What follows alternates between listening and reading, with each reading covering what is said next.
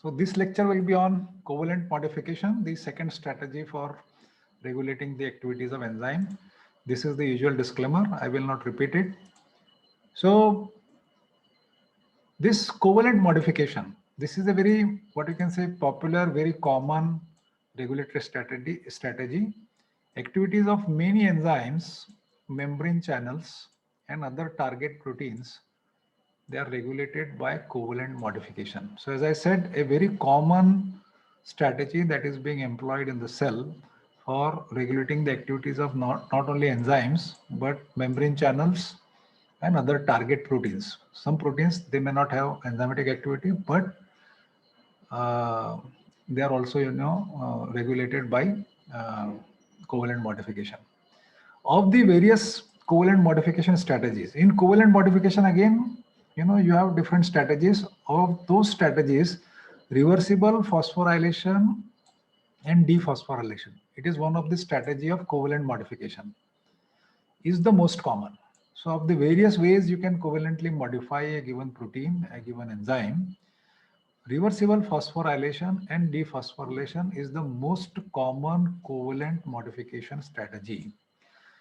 Why we are saying most common? Because close to 30% of enzymes, proteins or membrane channels, their activities are regulated by this particular strategy, covalent modification, in covalent modification by reversible phosphorylation and dephosphorylation.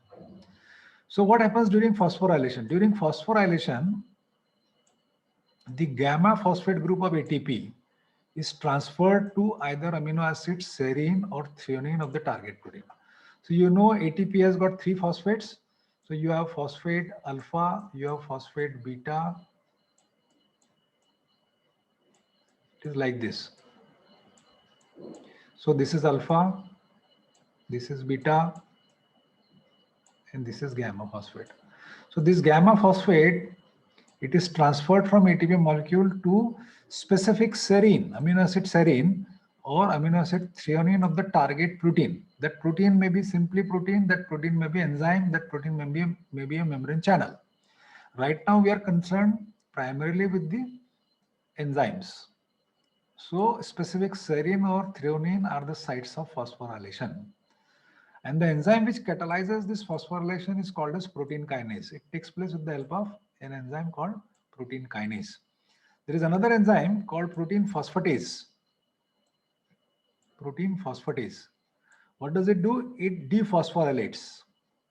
So whatever phosphate group has been added by protein kinase, okay, because I said it is a reversible phosphorylation, dephosphorylation. So there is an enzyme called phosphatase which will dephosphorylate it. Okay. Please understand, this is very important point, that since ATP is required, okay, because the gamma phosphate for phosphorylation comes from ATP, regulation of enzyme activity by covalent modification is possible only intracellularly. Covalent modification of enzymes or this strategy is applicable within the cell only. Outside the cell where ATP is not available, this strategy cannot be employed for regulating the activity of enzymes.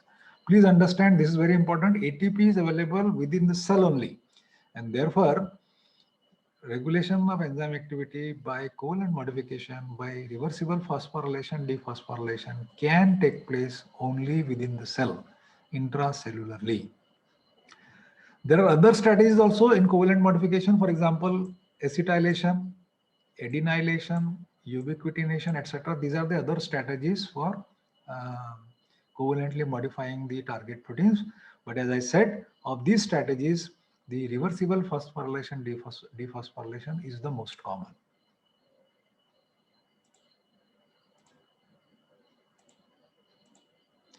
So it looks like this.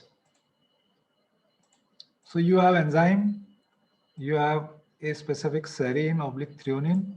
Okay, serine has a CH2OH group. This is the amino acid structure, common structure of amino acid.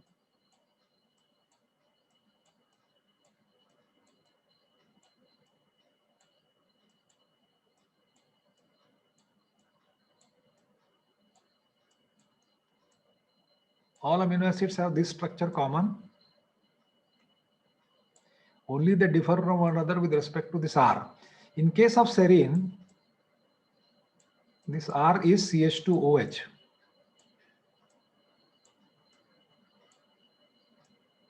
In case of threonine, this R is CHOH CH3. So there is an OH here also, there is an OH here also. So this is the OH, specific serine oblique threonine. So protein kinase enzyme will phosphorylate it. The source of phosphate group is ATP. ATP gets converted to ADP, and you have this enzyme phosphorylated. So this is the active form. In the dephosphorylated form, it is inactive. In the phosphorylated form, it is active. And there is another enzyme called protein phosphatase. What does it do? It hydrolyzes this phosphate group.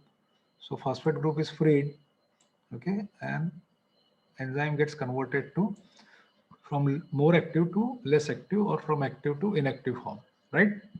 So this goes on in a cycle. So number of times enzyme can be converted from its inactive form to active form by phosphorylation as per the need, as per the requirement within the cell. And as and when the need is over, the requirement has been met, then this active form can be converted back to its inactive form. Okay, and as I said, the site of phosphorylation is amino acid serine and threonine. Please understand, all amino acids have this common structure. They differ from one another with respect to this R. In case of serine, the R is CH2OH. In case of threonine, this R is CHOH CH3. Okay, so this OH group, and this OH group, this is the site of phosphorylation.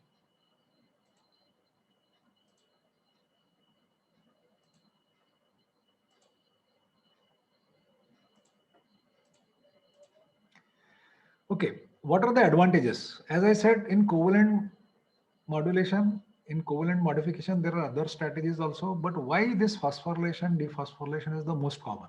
So there are obvious advantages of this particular strategy. And what are those advantages? Some of them are mentioned over here, that phosphorylation adds two negative charges, because phosphate group carries two negative charges.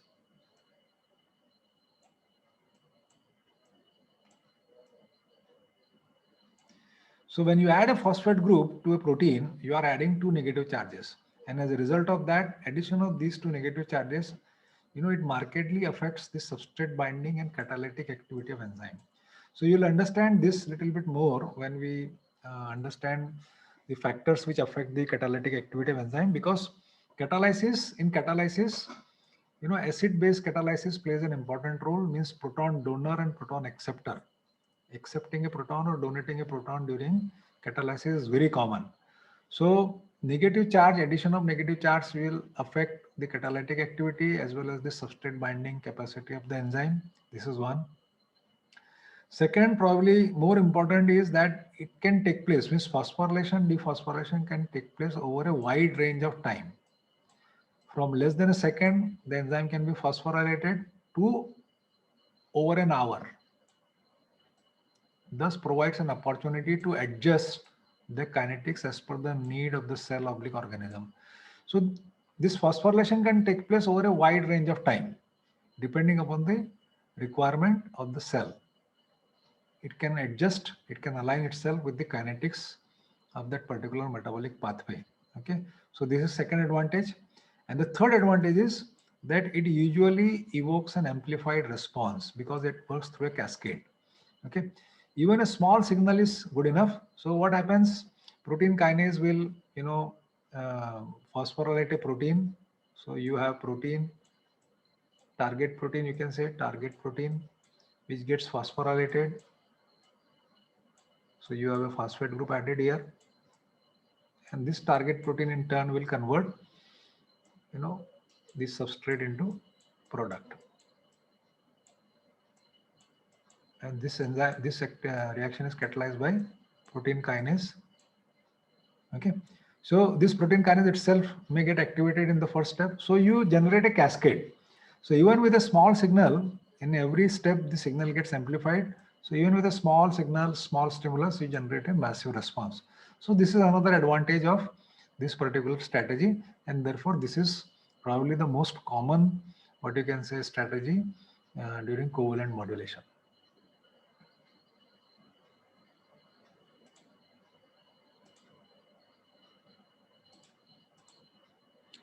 Now let us understand something about protein kinases, the enzymes which are responsible for phosphorylation.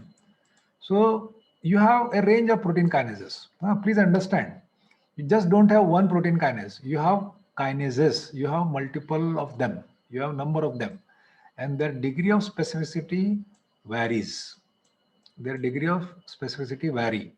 Okay, these protein kinases, which are multiple in number, their degree of specificity vary. Okay, so one broad category is what is called as dedicated protein kinases. Dedicated protein kinases. One broad category of kinases is dedicated protein kinases, and as the name itself suggests, they can phosphorylate only one protein or enzyme, and therefore the word dedicated. They are dedicated for a given protein, for a given target protein, for a given target enzyme. So they will phosphorylate only that particular target protein, that particular enzyme only, and therefore the name dedicated protein kinase. On the other hand, you have another category, we call them as multifunctional protein kinases. Multifunctional protein kinases. And as the name suggests, they can phosphorylate multiple proteins or enzymes.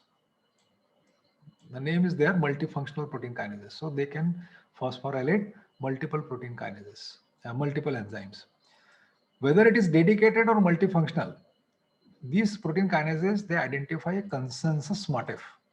What is meant by consensus motif? They identify a common motif. They will just not phosphorylate any serine or any threonine, because in a given enzyme, you may have 10 serines, you may have 20 serine, you may have 15 threonines, you may have 25 threonine, like that. So they will not just phosphorylate any serine or any threonine.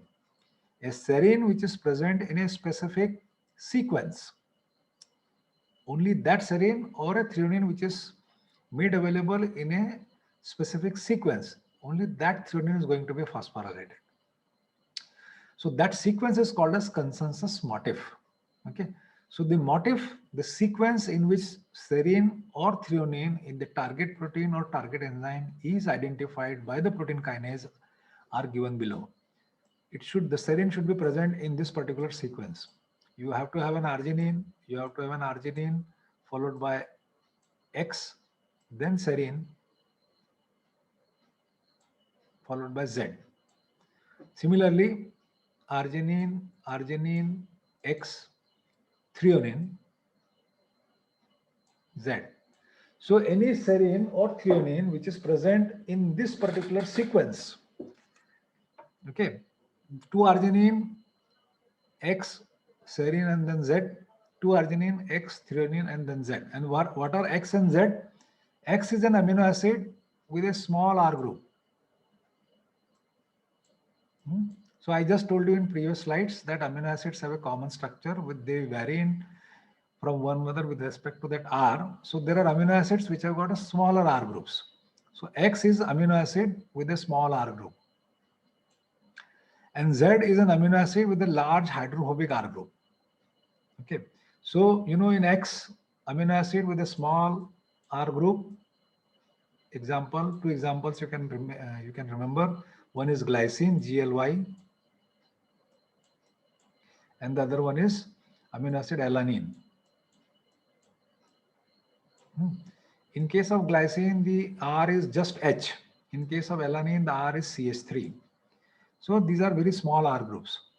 Similarly, Z is an amino acid with a large hydrophobic group. So you can take example of, let's say, leucine, amino acid leucine, amino acid lysine,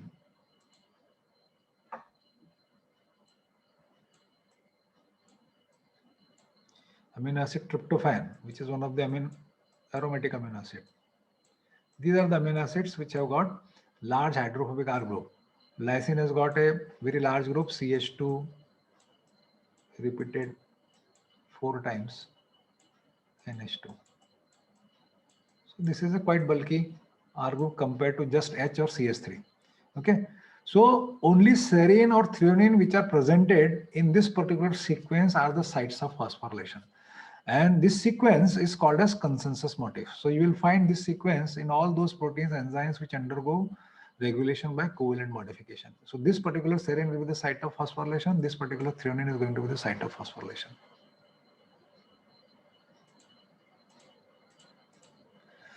Now take one example, glycogen phosphorylase.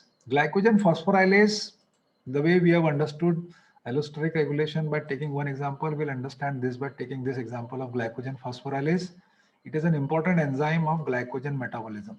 This enzyme, glycogen phosphorylase, is an important enzyme of glycogen metabolism, and it undergoes regulation by covalent modification, and in covalent modification by phosphorylation, dephosphorylation.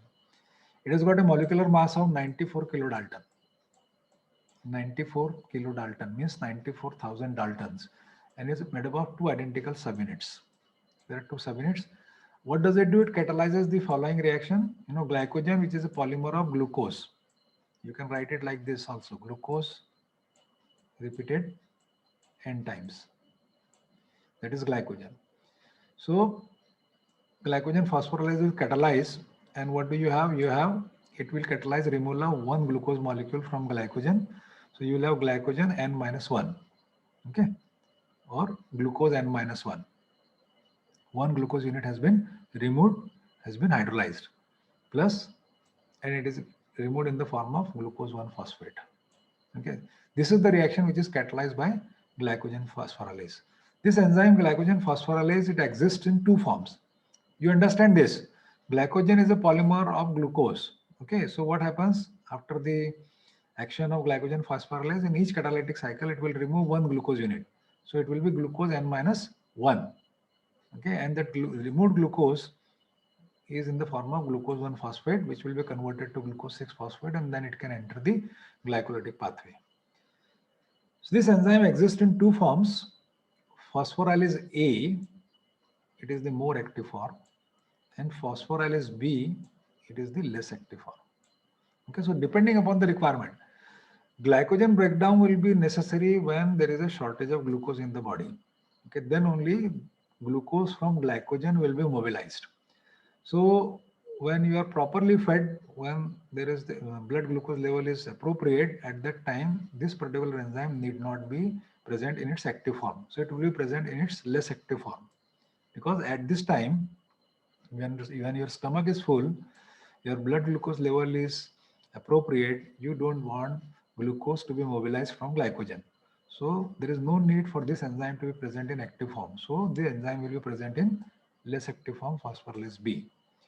But if you are fasting for more than 24 hours, your blood glucose level has gone down, then there is a mechanism by which the glycogen which is stored in your liver can be used as a source of glucose. Glucose can be mobilized from it. So at that time, the glycogen phosphorylase should be present in its active form. So it will be converted to its active form, phosphorylase A, and it will catalyze this particular reaction, and glucose will be made available like this.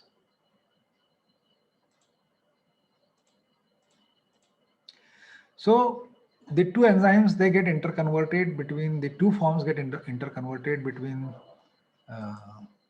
interconverted like this. For example, phosphorylase A, this enzyme phosphatase, now this is responsible for dephosphorylating it. So phosphorylase A is the active form, it is the phosphorylated form. So in presence of enzyme phosphatase, it will be converted to phosphorylase B, less active form. What this phosphatase will do, it will remove those phosphate groups. So these phosphate groups are removed, and this phosphorylase B, which is the less active form, so more predominant form, you can say.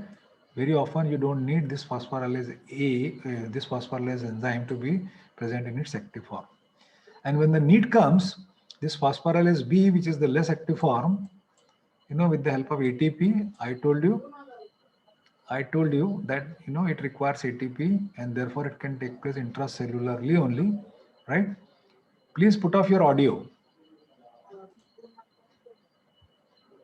So enzyme kinase, it will convert phosphorylase B, it will phosphorylate at specific serine/threonine residues.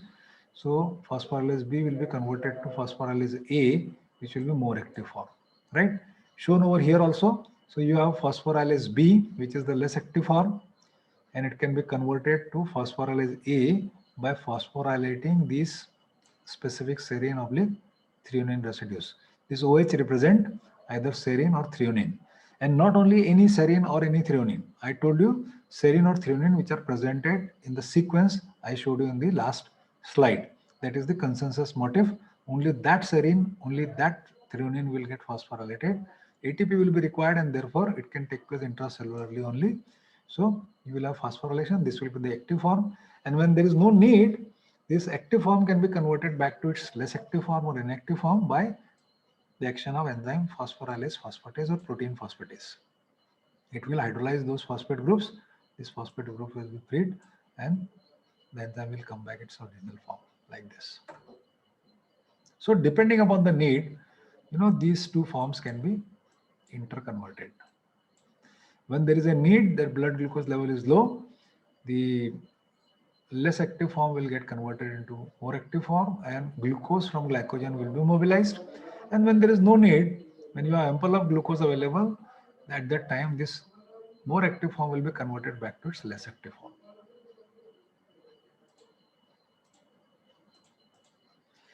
So some other examples of this covalent modification, besides the phosphorylation, as I told you, there are other ways also proteins can undergo covalent modification. So some of them are shown in this particular table. Phosphorylation we have just studied. Acetylation, you can covalently modify the protein by acetylation also. The donor group for acetyl group is acetyl coenzyme A, and the recipient protein, target proteins are histones. Histones are there present in the nucleus of eukaryotic cells, and they are nucleoproteins. They combine with DNA to make what is called as chromatin. So they play a very important role in DNA packaging and transcription. Okay, myristoylation, ADP ribosylation. This is another important what you can say strategy for covalent modification. The donor molecule for ADP ribosyl group is NAD, nicotinamide adenine dinucleotide, and the recipient enzyme is RNA polymerase, right? And what does RNA polymerase do? RNA polymerase plays an important role in transcription, means synthesis of RNA from DNA, right? Gamma carboxylation, this is another important strategy, gamma carboxylation. The donor molecules of carboxyl groups are bicarbonate ions, right? The recipient molecule is thrombin. Thrombin is an important component of blood clotting cascade in humans. Okay, so this thrombin, some of the glutamate residues, they undergo carboxylation at the gamma carbon. Therefore, it is called as gamma carboxylation, and it plays an important role, a vital role in blood clotting. So these are some of the other strategies of covalently modifying the enzymes or target proteins and regulating their activities. But as I told you, of these mentioned in this particular table, this phosphorylation, the one that we have just studied in detail, is the most common. As many as 30% of proteins, target proteins, enzymes, they will employ this particular strategy for regulating their activities.